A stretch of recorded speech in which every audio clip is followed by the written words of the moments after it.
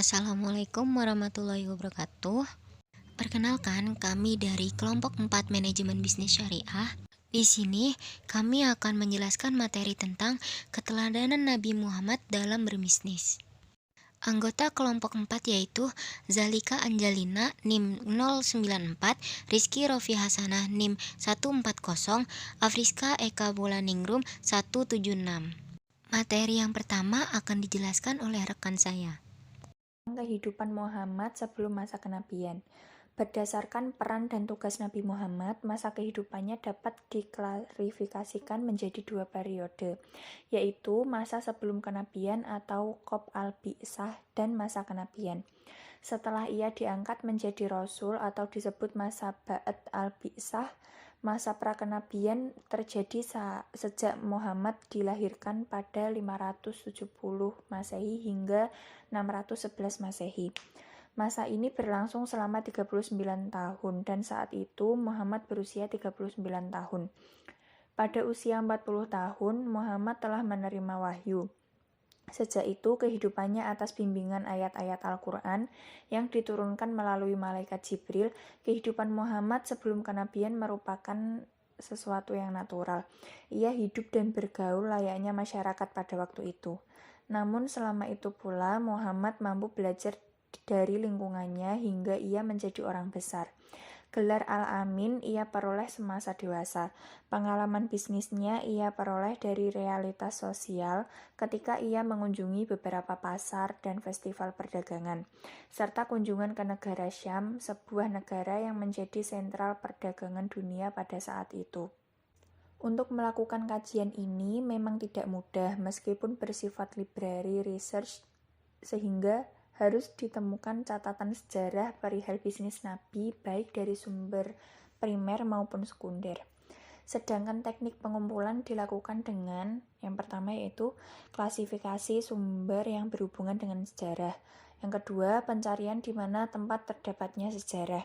Yang ketiga, menyusun data secara sistematis. Dan yang keempat, mengkritik sumber bahan yang ada. Karena itulah pendekatan yang akan digunakan adalah pendekatan sejarah dengan merekonstruksi masa lalu secara sistematis dan objektif dengan mengumpulkan, mengevaluasi, menguji, dan mensintesiskan bukti-bukti untuk menegakkan fakta dan memperoleh kesimpulan secara tepat. Selanjutnya ada faktor-faktor yang mendorong Muhammad menjadi pebisnis. Yang pertama yaitu faktor geografis Arab.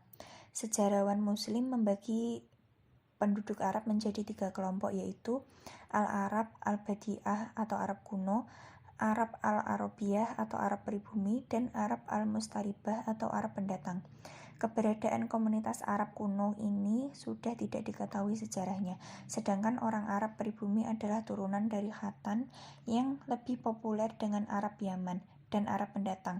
Karena faktor geografis, perekonomian yang dijalankan oleh bangsa Arab sebelum Islam amat sangat sederhana dan terbatas.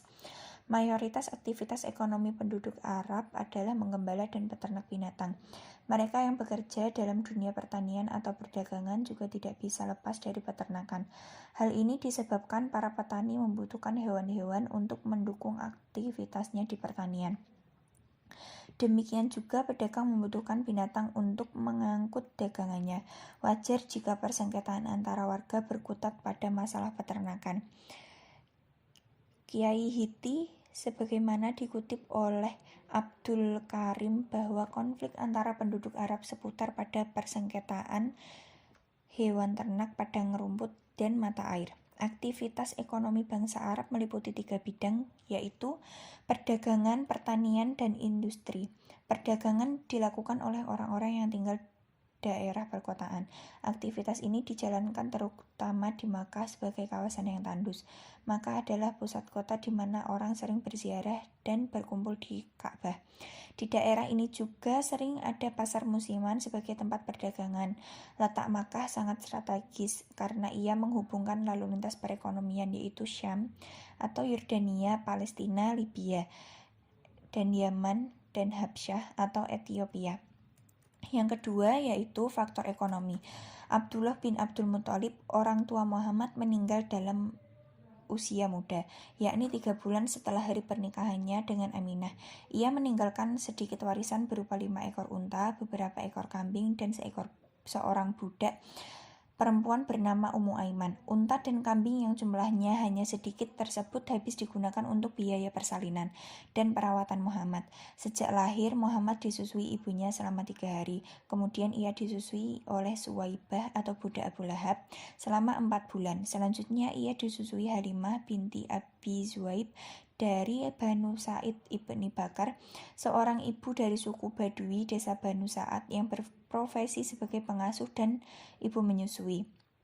Namun Halimah tidak menerima upah karena Aminah adalah keluarga miskin dan tidak mampu membayarnya. Untuk mendeskripsikan bagaimana faktor ekonomi menjadi pendorong Muhammad sebagai pebisnis, menunjukkan beberapa orang yang mengasuh Muhammad sejak dilahirkan. Yang ketiga yaitu faktor keluarga. Ayah Muhammad bernama Abdullah bin Abdul Muthalib, cucu Hisham, tokoh pendiri klan Hashimiyah pada suku Quraisy. Jika dirunut dari kakeknya, Muhammad berasal dari keluarga yang kaya raya. Abdul Muthalib adalah orang yang kaya raya. Di samping dikenal sebagai orang yang kaya, ia memiliki jabatan tinggi sebagai pembesar kaum Quraisy. Ketika terjadi perampokan binatang ternak oleh tentara Abraha, Abdul Muthalib menemui Abraha di perkemahan. Abraha turun dari tahtanya dan menjabat tangan serta mempersilahkan duduk di sebelahnya. Kebesaran Abdul Muthalib diakui oleh Abraha sehingga ia menghormatinya.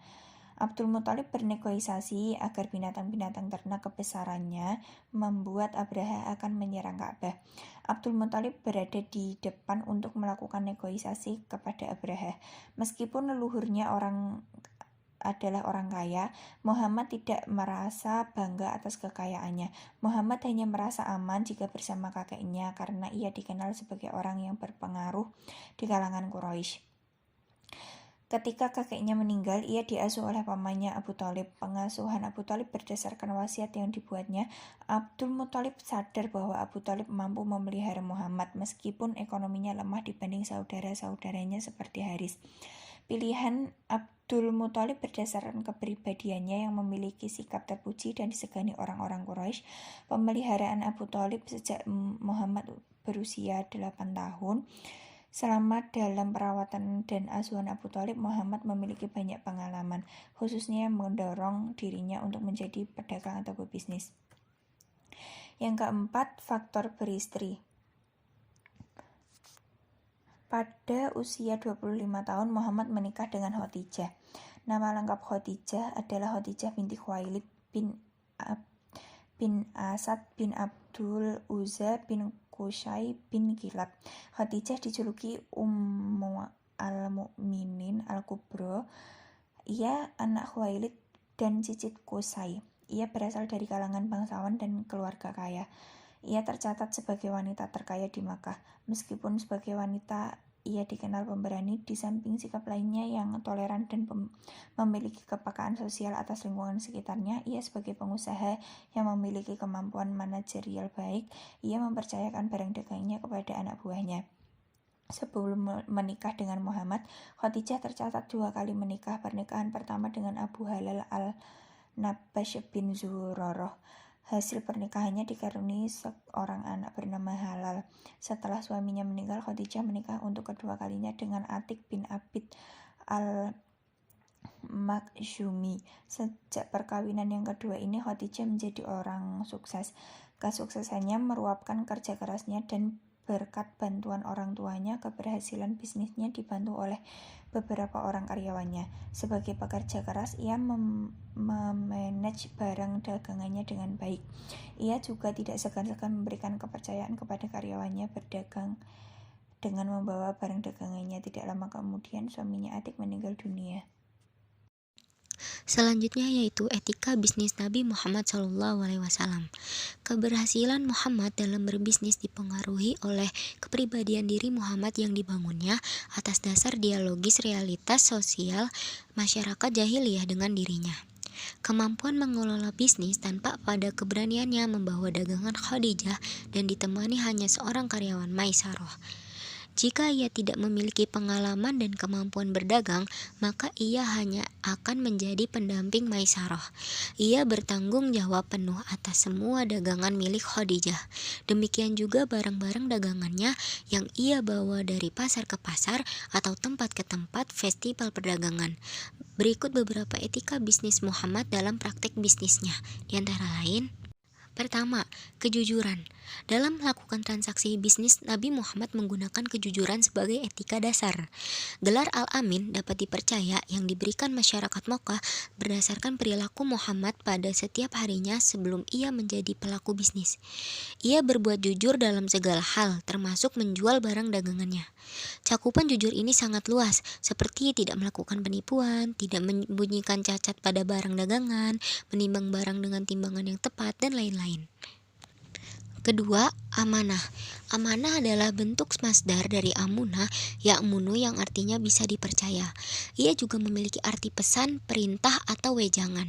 Dalam konteks fikih, amanah memiliki arti kepercayaan yang diberikan kepada seseorang berkaitan dengan harta benda. Muhammad dalam berniaga menggunakan etika ini sebagai prinsip dalam menjalankan aktivitasnya. Ketika Muhammad sebagai salah satu karyawan Khadijah, ia memperoleh kepercayaan penuh membawa barang dagangan Khadijah untuk dibawa dan dijual di Syam. Ia menjaga semua barang dagangannya dengan baik selama dalam perjalanan. Dengan ditemani Maisarah, Muhammad menjual barang-barang tersebut sesuai dengan amanat yang ia terima dari Khadijah. Agar barang dagangannya aman selama dalam perjalanan, Muhammad bersama-sama dengan rombongan kafilah dagang selama dalam perjalanan kafilah-kafilah tersebut merasa aman karena dikawal oleh tim keamanan atau sudah ada jaminan dari suku tertentu.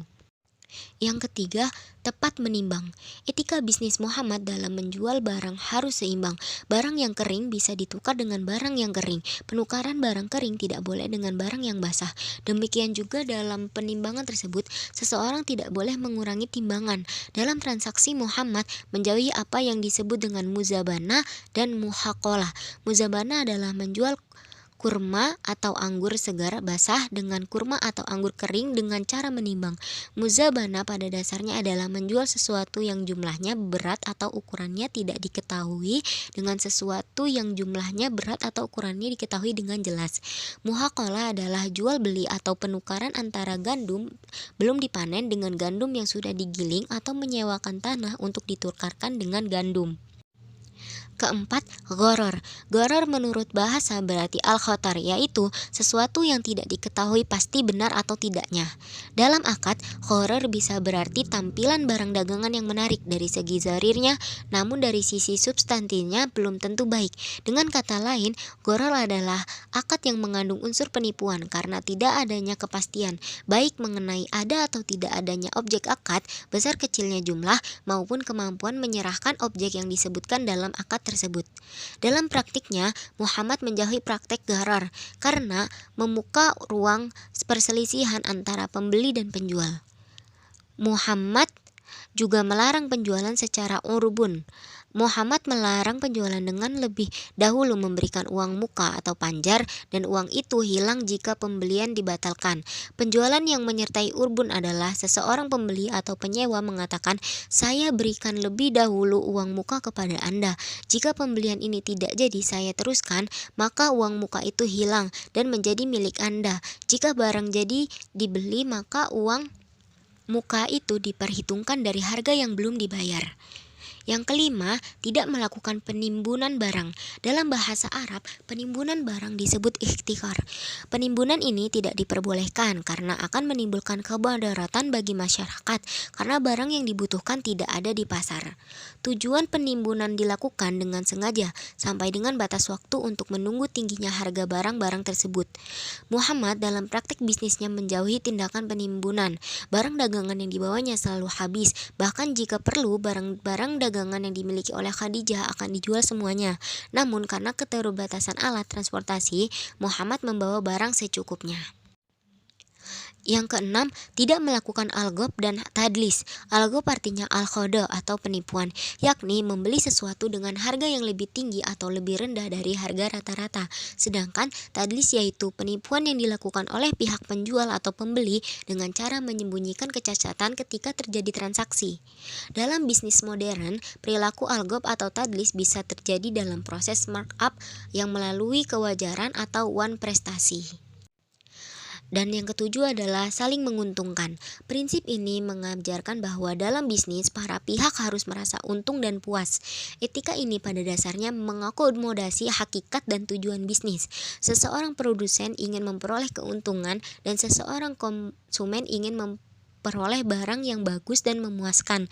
Maka sebaliknya, bisnis dijalankan dengan saling menguntungkan. Legislasi dan pesan Nabi Muhammad SAW dalam berbisnis antara lain: 1. Kesepakatan antara penjual dan pembeli. 2. Barang transaksi harus suci. 3. Tidak ada unsur penipuan. 4. Barang jelas posisi dan ukurannya. 5. Barang yang dijual merupakan hak milik. 6. Segera membayar upah. 7. Tidak berkhianat kepada relasi bisnis. 8. Tidak menimbun barang. Dan yang kesembilan yaitu tidak riba. Karakteristik Nabi dalam berbisnis. Nabi Muhammad SAW berdagang dengan menonjolkan karakteristik yang unik, yakni akhlakul karimah. Ada banyak nilai-nilai yang dapat dipetik dari perilaku bisnis Rasul yang memikat, yaitu bisnis yang benar-benar bersih, beretiket, dan berprospek cerah, kejujuran, kepercayaan, memiliki pribadi yang egaliter, mandiri, pantang menyerah,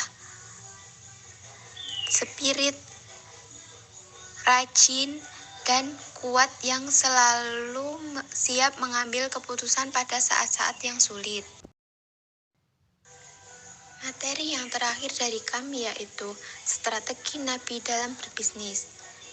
Dalam berbisnis, Nabi Muhammad SAW memilih strategi yaitu: 1. Dengan cara memilih target, 2. membidik pasar, dan 3. penentuan posisi. Strategi Nabi dalam berbisnis. Nabi Muhammad SAW adalah panutan umat muslim yang ada di seluruh dunia. Tentunya dalam semua hal yang berkaitan dengan dunia, salah satunya rahasia sukses Nabi Muhammad adalah seorang wirausahawan profesional dalam mengelola bisnis, transaksi, dan segala sesuatu yang berkaitan dengan itu, serta pihak-pihaknya yang terlibat di dalamnya. Di bawah ini adalah strategi Nabi Muhammad SAW dalam pengelolaan bisnisnya, yaitu 1. Membidik pasar. Membidik pasar adalah strategi pemasaran yang membagi target pasar yang luas ke dalam kelompok-kelompok konsumen. Kelompok-kelompok ini dibagi dengan kriteria-kriteria tertentu. Dalam manajemen usaha membidik pasar dikenal dengan istilah segmentasi pasar. Yang kedua yaitu memilih target. Memilih target adalah proses pemilihan target dan mencocokkan reaksi pasar dengan kebutuhan dasar, kemampuan daya beli, dan keterbatasan yang dimiliki. Nabi Muhammad juga melakukan hal itu dalam menjalankan bisnisnya. Beliau bahkan sangat jeli memilih target yang tepat guna memasarkan dagangannya. Yang terakhir yaitu penentuan posisi. Penentuan posisi adalah tindakan perusahaan untuk merancang produk dan bauran pemasaran agar dapat tercipta kesan tertentu. Dengan demikian konsumen dapat memahami dan menghargai produsen dalam kaitannya dengan pesaing pasar. Sekian penjelasan dari kelompok kami, kurang lebihnya mohon maaf. Thank you for watching and wassalamualaikum warahmatullahi wabarakatuh.